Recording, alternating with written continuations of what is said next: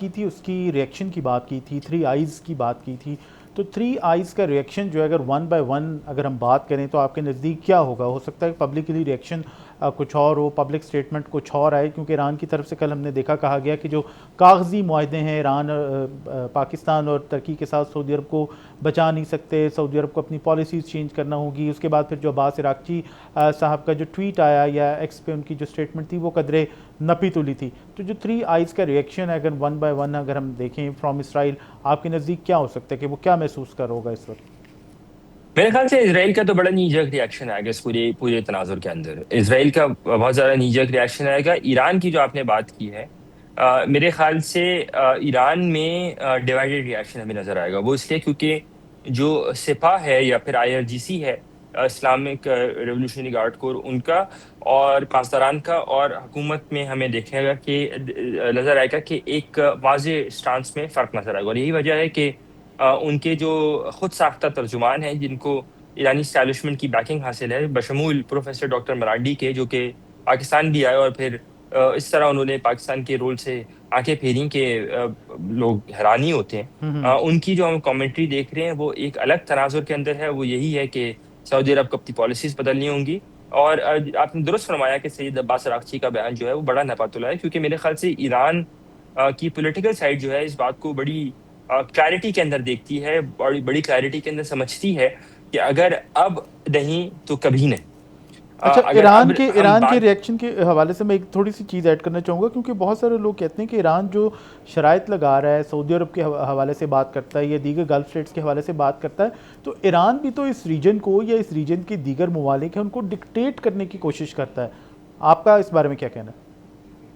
نہیں، آپ کی بات درست ہے. ایران کی کوشش یہی ہوتی ہے کہ لیکن اس کی ڈکٹیشن کوئی خرید نہیں سکتا، بیکاز یا کوئی بائی نہیں کرتا. اور ایران اسی لیے پھر جو ہے وہ پراکسیز کے اوپر ریورٹ کرتا ہے کافی زیادہ. لیکن ایٹ دا سیم ٹائم میرے خیال سے جو ایران کی ڈکٹیشن کی جو پوزیشن ہے، اس کو یہ ڈیفنس ایگریمنٹ یا ٹرائلیٹرل ایگریمنٹ جو ہے وہ بہت زیادہ ٹون ڈاؤن کرے گا، سافٹن ڈاؤن کرے گا. پاکستان نے اپنی پوزیشن اس معاملے کے اوپر پہلے ہی واضح کر چکا ہے، اور یہی وجہ ہے کہ پاکستان ایک جسے مخلص خالص کے طور پہ اس پورے پروسیس کے اندر ابھرا ہے. تو میرے خیال سے ایران کا ریئیکشن ہمیں مکس ہی نظر آئے گا. اسرائیل کا ریئیکشن جو ہے وہ ہمیں جسے کہیں گے نا کہ بہت ہی خائف، جسے کہیں گے کہ مرچیں لگی ہیں ان کو. میں کوئی اپروپریٹ لفظ نہیں کیونکہ میرے ان کے ذہن میں جو آ رہا. فارمر پرائم منسٹر ہیں وہ بھی کچھ عرصے پہلے ایک سنی الائنس کی بات کر چکے ہیں، جس میں ان کا کہنا تھا کہ نیوکلیئر ویپنز والا پاکستان ہوگا، ٹرکی ہوگا، قطر ہوگا، سعودی عرب ہوگا. تو وہ اس کو ایک سنی الائنس کا جو روپ دینا چاہ رہے ہیں. تو وہ تو مجھے لگتا ہے کہ جیسے جو مسلم ورلڈ ہے اس کے اندر ان کو مزید تقسیم کا شکار کرنا چاہتے ہیں، یا اپنا ان کا جو ایک ڈر یا خوف ہے اس کی وہ بات کرتے ہیں کہ ایک ایسا الائنس جس کے اندر پاکستان بھی ہو، ٹرکی بھی ہو، سعودی عرب بھی ہو، تو وہ اس کو اصل اور بڑا خطرہ قرار دیتے ہیں. دیکھیں، پاکستان اور ٹرکی، میں سعودی عرب کے اوپر نہیں جاؤں گا، لیکن پاکستان اور ٹرکی کی اگر شیعہ پاپولیشن کی بات کی جائے یا اہل دشی پاپولیشن کی بات کی جائے، جس طرح سنی الائنس کی یہ جو ایک ٹرم دی جا رہی ہے، تو ٹرکی کے اندر تقریباً 15% اہل دشی بھائی بہن جو ہیں وہ آباد ہیں.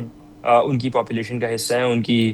اور اسی طرح پاکستان میں لگ بھگ 20% جو ہیں وہ ہمارے اہل دشی بھائی جو ہیں وہ آباد ہیں، وہ پاکستان کی پاپولیشن کا حصہ ہے. تو اس کو ایز اے اہل سنت ورسز اہل تشیع یا شیعہ سنی کا ایشو بنانا، وہ ایک ویسٹرن پروپیگنڈا ہی آپ اس کو کہہ سکتے ہیں. اس کو کلاسیفیکیشن جو اس کی ہے وہ میرے خیال سے غلط ہو.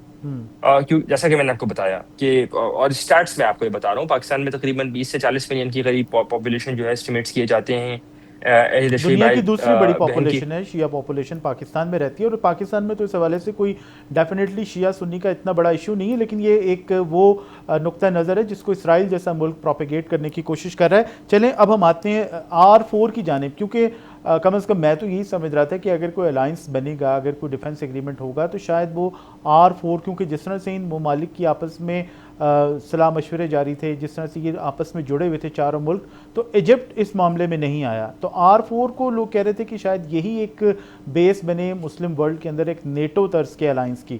تو آپ کو کیسا لگا R4 اگر ڈیولپ نہیں ہوا؟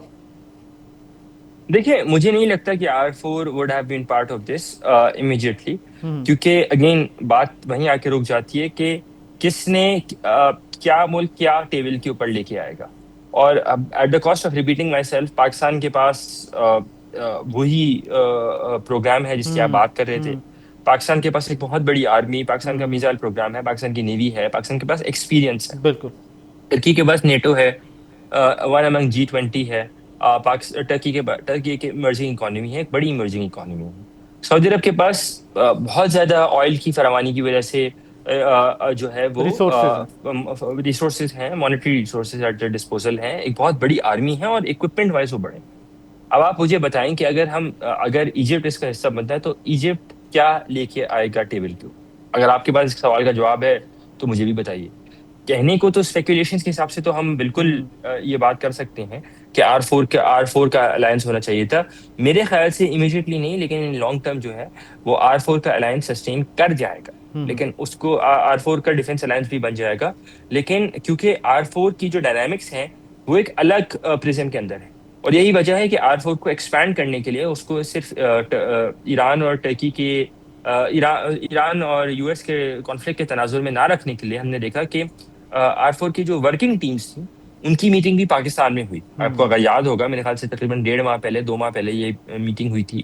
اور پاکستان کے وزارت خارجہ کے ترجمان طاہر حسین اندرابی، جو کہ ایڈیشنل سیکرٹری برائے ایکٹس ہیں، وہ اس کے کوآرڈینیٹر مقرر ہوئے تھے.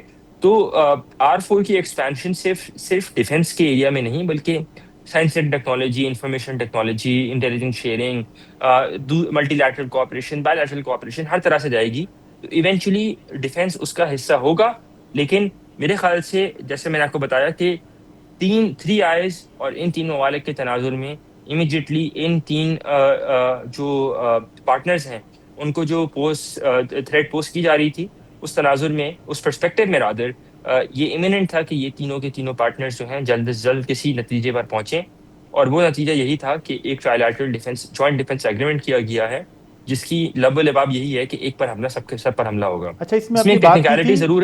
کہ ریجنل الائنمنٹ نہیں ہے اس اتحاد کی، تو اس کے اندر ریجنل الائنمنٹ کی اگر ہم بات کریں تو اس میں آپ کو لگتا ہے کہ اور کوئی گلف اسٹیٹ، مثلا قطر بہت آبویسلی ہو سکتا ہے، یا اس کو کچھ لوگ کہہ رہے ہیں کہ ہونا چاہیے تھا، تو ان کی شمولیت بھی ہو سکتی ہے مزید اگر ہم اس کو ریجنل اسپیکٹ میں دیکھیں تو؟ بالکل. مجھے ابھی فوراً تو مجھے قطر یا کسی اور پارٹی کی اس میں شمولیت نظر نہیں آتی، لیکن میرے خیال سے 8 سے 10 ماہ لگیں گے کہ قطر یا کویت ان میں سے کوئی ایک جو ہے وہ اس پورے پروسیس کا حصہ بن جائے گا. میں ایک بات یہاں پر بڑی امپورٹنٹ ہے، یہ بات جیسے ہم نے SMDA کو سیگریگیٹ کیا اور سیپریٹ کیا، اسٹریٹجک میوچل ڈیفنس ایگریمنٹ کو سیپریٹ کیا پاکستان اور سعودی عرب کا اس پورے معاہدے کے ساتھ، ویسے ہی نیٹو کا آرٹیکل 5 جو ہے جو بھی یہی بات آرٹیکلیٹ کرتا ہے، ایک پر حملہ سب پر حملہ، اس کے حوالے سے بھی یہ بات بتانا ضروری ہے کہ اس آرٹیکل 5 کو یہ ٹرائیلیٹرل ڈیفنس ایگریمنٹ کیٹر نہیں کرتا، اس کو بائی پاس کیا گیا ہے. کیا وجوہات ہے کس لینگویج کے اندر بائی پاس کیا گیا ہے وہ ہمیں حکام ہی بتا سکتے ہیں. لیکن جو بین الاقوامی ذرائع ہمیں یہی بتاتے ہیں جو کہ اس پروسیس کا حصہ تھے، وہ یہ کہتے ہیں کہ اس کو بائی پاس کر کے پھر یہ معاملہ سارا لے کے آیا گیا ہے، تاکہ خدا نہ خواستہ اگر کوئی چیز ہوتی ہے، کسی ایک ملک کے اوپر حملہ ہوتا ہے، تو معاملات کسی ورلڈ وار یا ڈوم سے سینیریو یا مزید پیچیدگی کی طرف نہ جا سکیں. نہ جا سکے. اچھا، اس میں ایک ریئیکشن ہم بھول گئے، انڈین ریئیکشن کی بات کرنا ہم بھول گئے کہ انڈیا کا اس کے اندر کیا ریئیکشن سامنے آئے گا؟ دیکھیں، کل انڈیا کے وزارت خارجہ کے ترجمان رندھیر جیسوال سے جب یہ سوال ہوا گزشتہ روز ان کی اپنی ویکلی بریفنگ کے دوران، تو انہوں نے کہا کہ ہم یہ ڈیولپمنٹس مانیٹر کر رہے ہیں. لیکن کیونکہ بھارت میں جیسے ان کا میڈیا ان کی اسٹیبلشمنٹ کی زبان بولتا ہے، تو ہم یہ کہنا غلط نہیں ہوگا کہ their feeling the heat and their feeling the punch of it. ان کو وہ نئی ٹرمز جس طرح کبھی کہتے ہیں اسلامک نیٹو بنا رہا ہے پاکستان، کبھی کچھ کہتے ہیں کبھی کچھ کہتے ہیں، ان کو یہ بات ابھی تک ہضم نہیں ہوتی کہ پاکستان نے کس طرح ان کو ہیومیلیٹ کیا پچھلے سال ہونے والی جنگ کے اندر، جو 4 روز کی جنگ تھی. اور اس کے بعد پاکستان خطے کا ایک جسے کہتے ہیں نا صحیح تناظر کے اندر net security stabiliser, net security provider نہیں، نیٹ سیکیورٹی اسٹیبلائزر کے طور پہ ابھرا ہے. اور یہ ممالک پاکستان کے پاس آ رہے ہیں، نہ کہ پاکستان ان ممالک کے پاس جا رہا ہے کہ جی ہم آپ سے کسی طرح کا اس طرح کا معاہدہ کرنا چاہتے ہیں. پھر تو اب ہم پرووائڈر بھی ہو گئے نا؟ ہم پرووائڈر پہلے تھے، اور انڈیا پرووائڈر اپنے ہونے کی دعویٰ کرتا تھا. ہم اس وقت دعوے نہیں کرتے تھے. ہم نے ہوں، پریکٹیکل مینیفیسٹیشن کے ذریعے بتایا کہ جی ہم نہ کہ صرف پرووائڈر ہیں بلکہ پرووائڈر بن بھی سکتے ہیں, اور اسٹیبلائزر ہیں بلکہ اسٹیبلائزر بن بھی سکتے ہیں, اور ہم گلوبل ساؤتھ کی جو ہے ایک بہت بڑی وائس کے طور پہ ابھریں گے, اور وہ ہم نے پریکٹیکلی کر کے دکھایا بھی ہے. ہوں. جی.